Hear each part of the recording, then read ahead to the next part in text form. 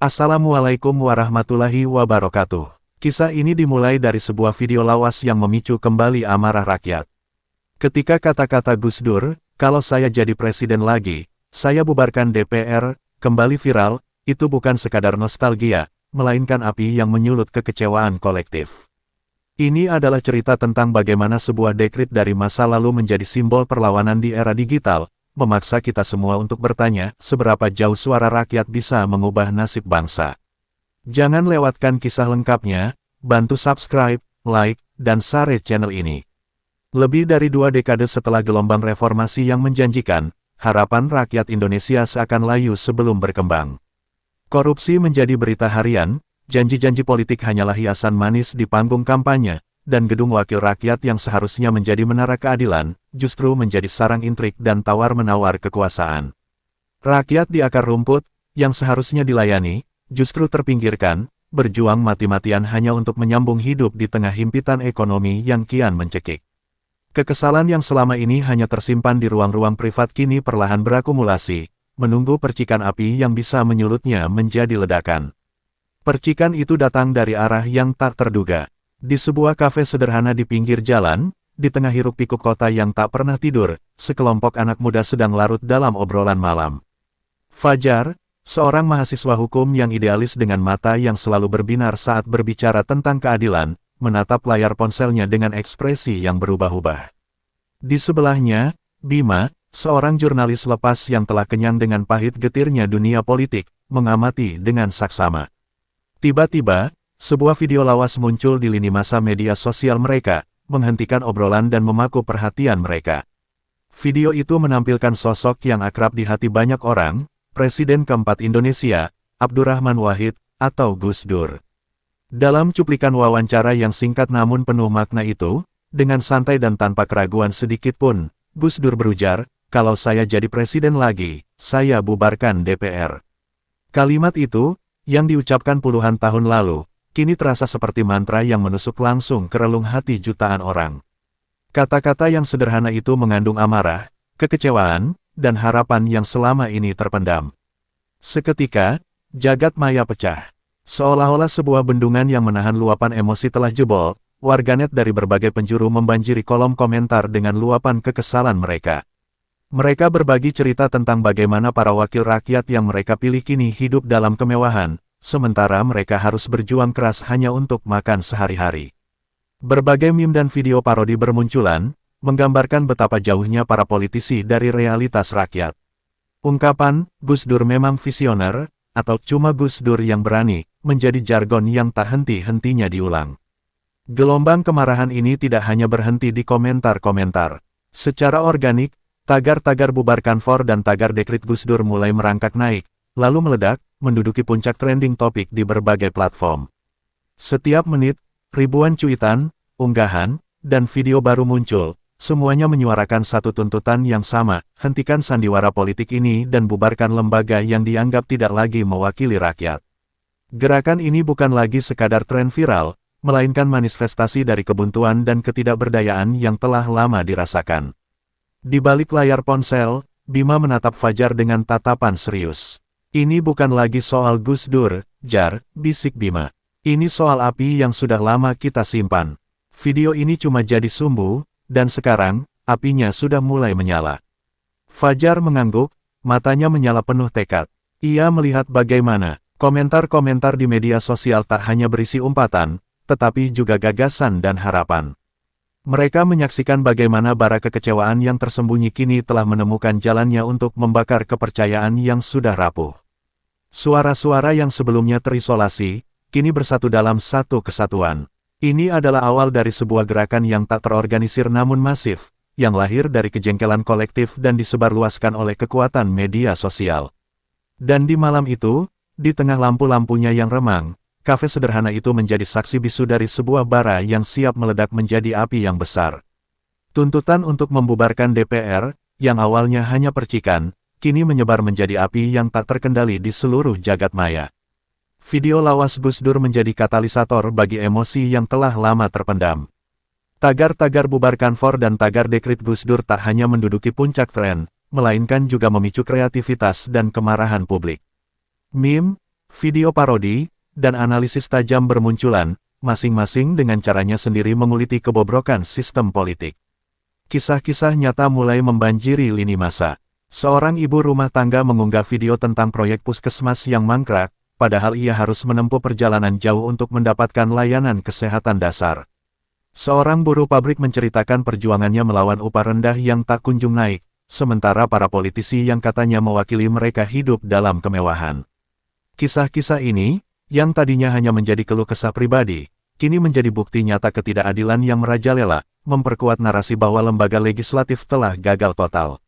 Momen klimaks terjadi saat seorang influencer politik dengan jutaan pengikut, yang selama ini dikenal kritis, mengunggah sebuah video berjudul, "Membaca ulang Gus Dur, ketika kedaulatan rakyat tergadaikan." Dalam video itu, ia dengan lugas menganalisis kegagalan DPR dalam menjalankan fungsi pengawasan dan legislasi. Ia tidak sekadar mengeluh, tetapi juga menawarkan solusi, memanfaatkan momentum ini untuk menekan DPR agar mau berbenah atau, jika perlu, menuntut reformasi total. Video ini langsung meledak, ditonton jutaan kali dalam hitungan jam. Resonansi publik semakin meluas. Petisi daring yang menuntut pembubaran DPR dalam sekejap berhasil mengumpulkan ratusan ribu tanda tangan. Komentar-komentar di media sosial tidak lagi hanya berisi makian, tetapi juga ajakan untuk bergerak. Sudah bukan saatnya lagi cuma ngomel di balik layar. Saatnya kita buktikan suara kita. Tulis seorang warganet. Seruan untuk aksi nyata mulai menggema, mengorganisasi diri mereka sendiri melalui grup-grup percakapan dan forum-forum daring. Di gedung parlemen, para anggota DPR yang awalnya menganggap enteng gelombang protes ini mulai merasa gerah. Beberapa di antara mereka mencoba menanggapi dengan sinis, menuduh gerakan ini sebagai aksi provokasi yang ingin merusak stabilitas. Namun, upaya mereka sia-sia. Setiap pernyataan yang mereka buat justru disambut dengan ejekan dan kritikan yang lebih pedas.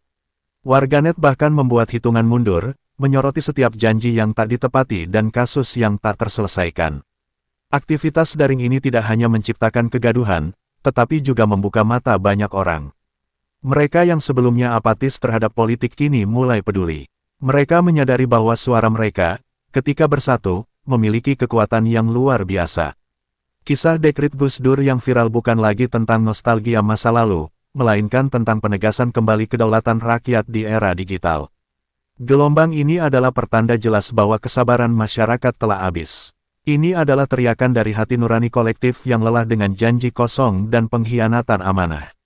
Di balik setiap unggahan, setiap tanda tangan, dan setiap komentar, ada harapan besar akan perubahan nyata, sebuah harapan yang kini, untuk pertama kalinya dalam waktu yang lama, terasa begitu dekat. Gejolak di dunia maya tak lagi dapat dibendung. Seruan untuk aksi nyata, yang awalnya hanya bisik-bisik, kini menggema keras, meruntuhkan batas-batas digital. Tuntutan pembubaran DPR, yang tadinya hanya trending tagar, berubah menjadi spanduk dan poster yang diangkat tinggi-tinggi di jalanan ibu kota. Di depan gerbang gedung parlemen, ribuan orang berkumpul, bersatu dalam satu suara, dipimpin oleh mahasiswa yang berorasi dengan lantang dari atas mobil komando. Massa yang berdatangan bukan hanya dari kalangan mahasiswa dan aktivis, tetapi juga dari berbagai lapisan masyarakat. Ada buruh yang meluangkan waktu istirahat mereka, ibu-ibu pedagang pasar yang menutup lapaknya sejenak, dan bahkan para pensiunan yang datang membawa cucu-cucu mereka. Mereka datang bukan untuk berbuat anarki, melainkan untuk menagih janji, untuk menyuarakan kekecewaan yang sudah lama bersemayam. Spanduk-spanduk sederhana yang mereka bentangkan berisi kalimat-kalimat menusuk, seperti, "Gus Dur benar, bubarkan DPR." Dan, "Kami muak dengan sandiwara." Di dalam gedung kura-kura, kepanikan mulai terasa. Televisi di ruang-ruang fraksi menyiarkan langsung gelombang manusia yang memadati jalanan. Para anggota dewan yang selama ini menganggap enteng kemarahan rakyat kini merasakan tekanan yang nyata. Konferensi pers darurat digelar. Para pimpinan dewan, dengan wajah tegang, mencoba menenangkan situasi. Mereka berdalih bahwa pembubaran DPR adalah tindakan inkonstitusional yang akan merusak demokrasi. Ini adalah upaya sistematis untuk mengacaukan stabilitas negara, ujar seorang pimpinan dewan dengan nada penuh kewaspadaan. Kami adalah perwakilan sah rakyat, dipilih melalui proses demokrasi. Namun, pertanyaan-pertanyaan itu justru seperti bensin yang disiramkan ke kobaran api. Warganet, yang memantau langsung siaran tersebut, langsung membalas dengan sindiran-sindiran tajam. Mereka membanjiri media sosial dengan video-video yang membandingkan janji kampanye para politisi dengan kehidupan mewah mereka saat ini. Video-video itu viral, menampilkan mobil-mobil mewah, rumah megah, dan gaya hidup hedonis yang sangat kontras dengan penderitaan rakyat biasa. Di sisi lain, beberapa politisi dan pengamat yang lebih peka mencoba memberikan respons berbeda. Seorang politisi senior dari partai oposisi secara terbuka menyatakan, kita harus mendengar jeritan rakyat. Protes ini bukan tanpa alasan. Sudah saatnya kita semua melakukan introspeksi mendalam. Pernyataan ini disambut dengan pujian, namun juga kecurigaan bahwa ia hanya memanfaatkan momentum untuk keuntungan politik. Malam harinya, api unjuk rasa tidak padam. Lampu-lampu sorot dari mobil polisi menyinari massa yang masih bertahan. Orasi-orasi berlanjut, tuntutan-tuntutan dikumandangkan. Di tengah lautan massa itu, terlihat Fajar dan Bima. Mereka bukan lagi sekadar penonton, tetapi bagian dari gerakan. Mereka menyaksikan bagaimana ide yang bermula dari sebuah video di kafe kini telah menjelma menjadi sebuah kekuatan nyata, kekuatan yang tak bisa diabaikan begitu saja. Gelombang protes ini adalah sebuah ultimatum. Sebuah peringatan dramatis bahwa kesabaran rakyat telah habis. Tuntutan untuk membubarkan DPR bukan lagi sekadar wacana radikal, tetapi telah menjadi simbol dari sebuah perlawanan terhadap sistem yang dianggap telah gagal. Pertanyaan besar yang kini menggantung di udara adalah, akankah para wakil rakyat berani mendengarkan, atau justru memilih untuk terus bungkam dan menunggu api ini membakar habis kepercayaan yang tersisa? Setelah gelombang demonstrasi meluas, tuntutan pembubaran DPR bukan lagi isu pinggiran, melainkan isu sentral yang mengguncang panggung kekuasaan.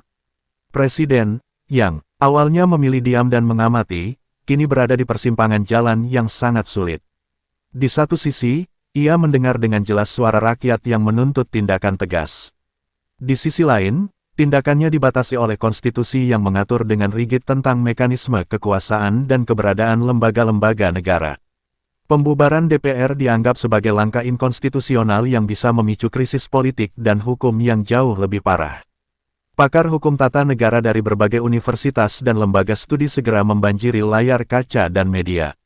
Debat-debat sengit terjadi, menafsirkan pasal demi pasal, ayat demi ayat.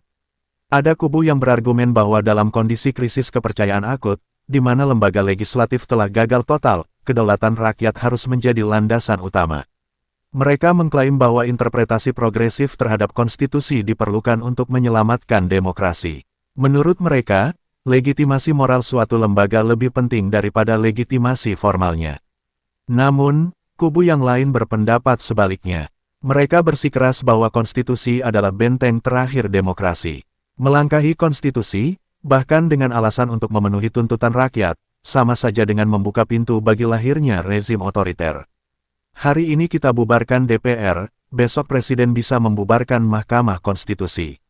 Ini berbahaya, ujar seorang profesor hukum dengan nada khawatir. Mereka menekankan bahwa perbaikan harus dilakukan melalui jalur yang legal dan konstitusional, seperti pemilu ulang atau referendum, bukan dengan dekret sepihak.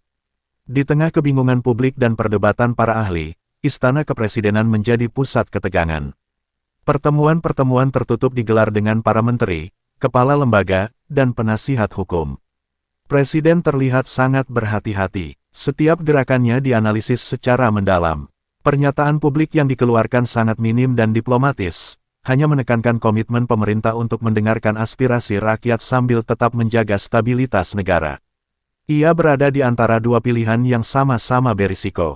Jika ia memilih untuk membubarkan DPR, ia akan dikenang sebagai pemimpin yang berani mengambil langkah revolusioner untuk menyelamatkan bangsa dari kebobrokan. Namun, ia juga berisiko dicap sebagai diktator yang melanggar konstitusi, memicu perpecahan di kalangan elit dan berpotensi memicu kekacauan politik. Di sisi lain, jika ia memilih untuk tidak bertindak dan mempertahankan status quo, ia akan dicap sebagai pemimpin yang lemah dan tak acuh terhadap penderitaan rakyat, mengikis habis sisa-sisa kepercayaannya. Dilema ini semakin diperparah dengan munculnya faksi-faksi baru di tubuh para politisi. Beberapa politisi oposisi yang melihat peluang politik mulai secara diam-diam mendukung gerakan pembubaran. Sementara itu, politisi dari partai penguasa mencoba untuk meredam isu ini, takut kehilangan kursi dan kekuasaan. Kondisi ini menciptakan ketegangan yang meruncing di lorong-lorong kekuasaan. Malam itu, di balik jendela istana yang terang benderang, Presiden berdiri memandang keluar, ke arah kota yang masih diselimuti ketidakpastian. Ia tahu bahwa keputusannya akan menjadi babak baru dalam sejarah bangsa. Apakah ia akan bertindak sebagai Gus Dur yang berani mengambil risiko, ataukah ia akan memilih jalan aman yang telah ditentukan oleh konstitusi? Jawabannya akan menentukan nasib demokrasi Indonesia di masa depan. Gelombang protes tak hanya mengguncang istana dan gedung parlemen, tetapi juga membelah masyarakat menjadi dua kubu yang saling berhadapan. Di media sosial, perdebatan yang tadinya hangat kini berubah menjadi medan pertempuran verbal yang sengit. Polarisasi ini tak hanya terjadi di antara para elit, tetapi juga di kalangan rakyat biasa, memecah belah pertemanan dan bahkan keluarga. Isu pembubaran DPR menjadi ujian berat bagi kohesi sosial bangsa. Kubu yang mendukung pembubaran beranggapan bahwa ini adalah momen langka untuk membersihkan sistem. Mereka yakin bahwa satu-satunya cara untuk memulihkan kepercayaan adalah dengan meruntuhkan fondasi yang korup dan membangunnya kembali dari nol. Mereka mengampanyekan gagasan bahwa demokrasi yang sesungguhnya adalah ketika kekuasaan dikembalikan sepenuhnya ke tangan rakyat.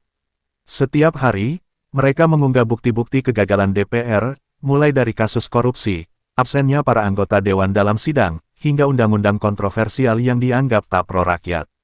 Sebaliknya, kubu yang menentang menganggap langkah ini sebagai lompatan berbahaya ke jurang yang tidak diketahui.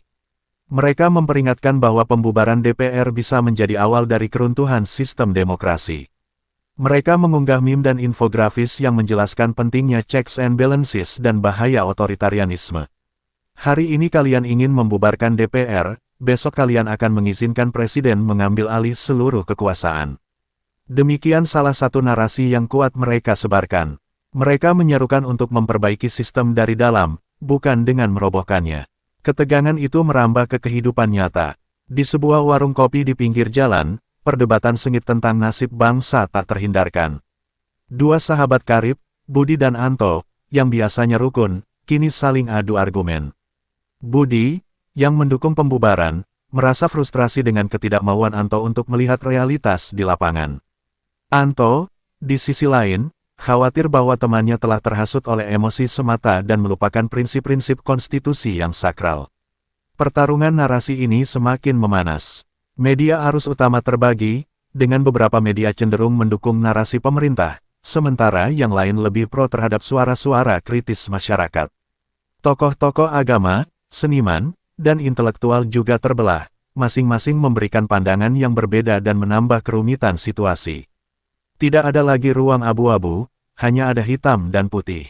Di tengah semua itu, Fajar dan Bima merasa lelah. Mereka menyaksikan bagaimana gerakan yang mereka harapkan akan menyatukan rakyat untuk sebuah tujuan mulia justru memecah belah. Mereka melihat bagaimana orang-orang saling menghina, menyerang, dan mencap satu sama lain. Fajar mulai bertanya-tanya, apakah tujuan mereka benar-benar akan tercapai, ataukah justru hanya akan meninggalkan luka dan perpecahan yang lebih dalam. Ketidakpastian ini menciptakan sebuah pertanyaan besar bagi masa depan Indonesia.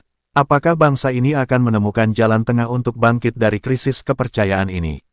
Atau apakah polarisasi ini akan terus meruncing hingga demokrasi itu sendiri runtuh? Jawabannya kini tergantung pada apakah semua pihak mampu melihat melampaui perbedaan dan menemukan kembali benang merah yang menyatukan mereka. Di tengah riuh rendah polarisasi, ada sekelompok kecil masyarakat yang mulai melihat gambaran yang lebih besar. Fajar dan Bima, yang menyaksikan langsung bagaimana gerakan ini membelah bangsa, menyadari bahwa tuntutan untuk pembubaran DPR hanyalah puncak gunung es dari masalah yang jauh lebih dalam. Malam itu, di kafe yang sama tempat semuanya dimulai, mereka berdiskusi dengan hati yang lelah. Fajar menggenggam cangkir kopinya yang mendingin. Kita fokus pada gejala, bukan pada penyakitnya, bisiknya, suaranya parau. Masalahnya bukan hanya pada DPR. Masalahnya adalah seluruh sistem yang korup dan rapuh. Bima mengangguk. Benar, Gus Dur tidak hanya berbicara tentang membubarkan lembaga. Ia berbicara tentang perlunya revolusi moral. Sebuah dekrit hanyalah tindakan radikal. Yang kita butuhkan adalah perubahan sistemik.